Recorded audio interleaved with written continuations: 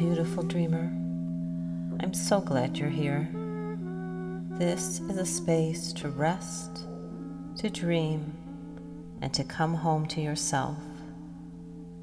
I'm Susan Bruck, and I invite you to listen and receive. Simply let the sound, story, and stillness carry you into deeper peace.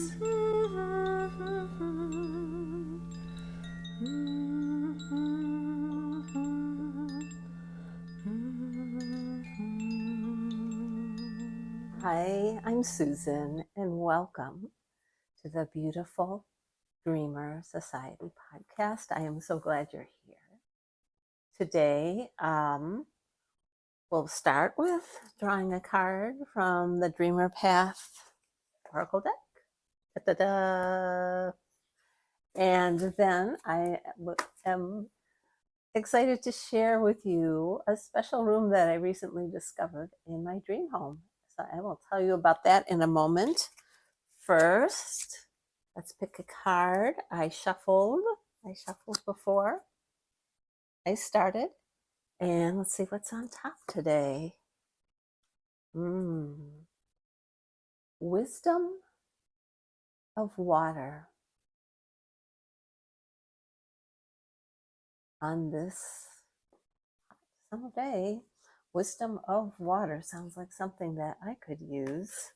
So let's see what wisdom of water has to say.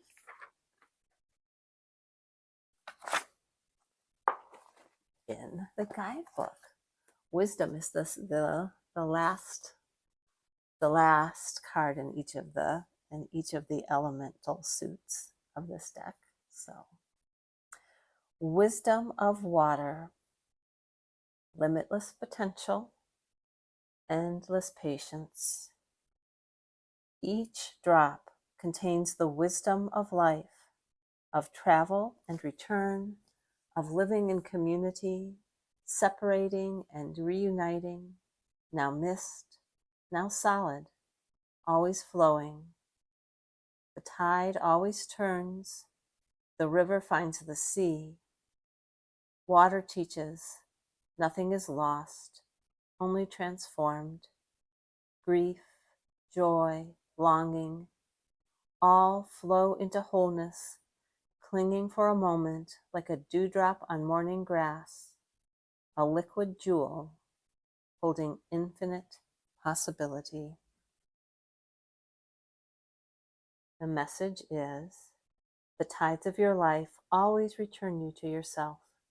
Trust the flow. There it is. Wisdom of water. And now I'd like to welcome you to the Muddle Room. I have been creating my own dream house, I guess you could say, not like one that you would find in Architectural Digest, perhaps, unless there's an inner Architectural Digest magazine, perhaps. But my own house that I am so glad to welcome you to. And I found this week the Muddle Room. And the Muddle Room is a place where if you're experiencing butts, that's B-U-T-S, you can just put your butt or butts in a chair and just let them rest there. They may want to play or sleep or dream or just sit for a while. And I have a story, or the beginning of a story, about the Muddle Room to share with you.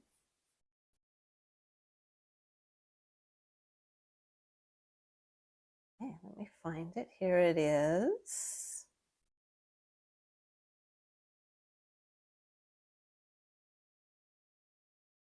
It wasn't part of my original floor plan, like one of those wonderful hidden rooms I sometimes discover in my dreams. You ever discover hidden rooms in your dreams in a house that maybe you've lived in your dream, at least for a long time. A room full of, who knows, junk, wonders, nice furniture, old toys. Anyway, I found this room in my house because apparently every dream house needs a muddle room. And apparently, I've unknowingly spent a lot of time in one without realizing where I was. My idea was to put our butts, that's B-U-T-S, butts, in chairs, let them rest. Don't hurry them into doing the next thing. It reminded me of Anne Lamott, who said the way to write is to put your butt, with 2 T's, in the chair. To get to know the muddle room better, here's a story, or the beginning of one. I heard rustling outside the door of the muddle room. This door opens to and from different places. It knows where the traveler needs to go. Often new arrivals come from the land of trying too hard. And so it was today when I heard, sorry, the cats go in whichever rooms they want, and they are sometimes distracting. If you're listening, two of my cats just ran through. Let's see. Often new arrivals come from the land of trying too hard. And so it was today. When I heard the sound outside, I opened the door to a person carrying a big pile of boxes, so high I couldn't even see their face. Come in, I said cheerily. Take a load off. You can put your boxes by the door.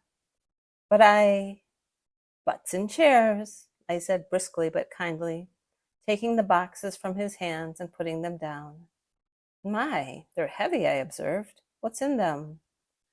I passed a man on the road. He looked tired, so I offered to carry his boxes for him. They felt heavy. When I asked what was in them, he said, heaviness, and they can't be allowed to touch the ground. Then he disappeared.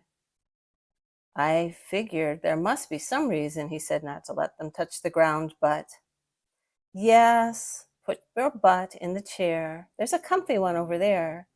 But where?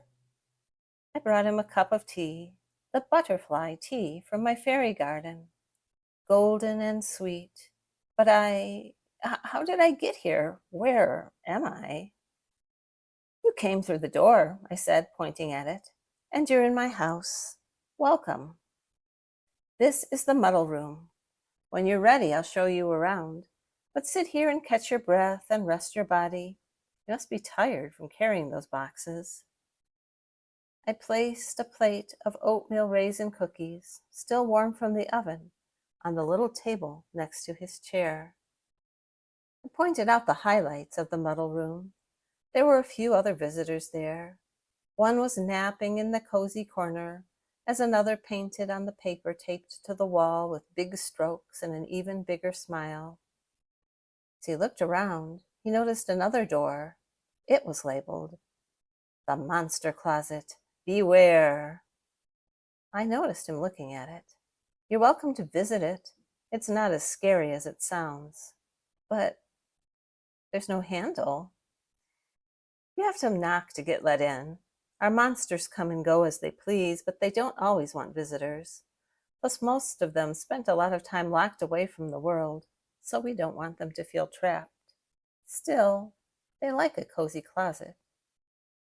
I heard roaring, then guffaws coming from the monster closet. They were having a good time, as usual. My new guest sipped his tea. I could see his curiosity rising as he relaxed. It's good to have a place to muddle, a place where it's okay to not know what's coming next. I left him to drink his tea and brought him a few more cookies, as he seemed to have inhaled the ones I'd already given him.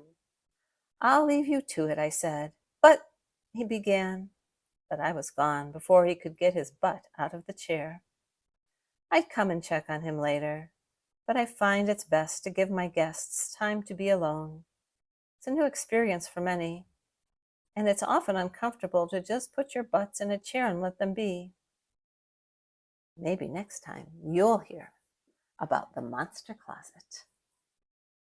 And in the meantime, thank you for coming to visit me and visiting the Muddle Room. Maybe it will inspire you to find one of your own.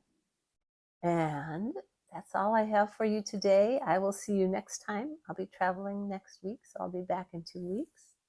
And I will hope to see you then. Bye-bye.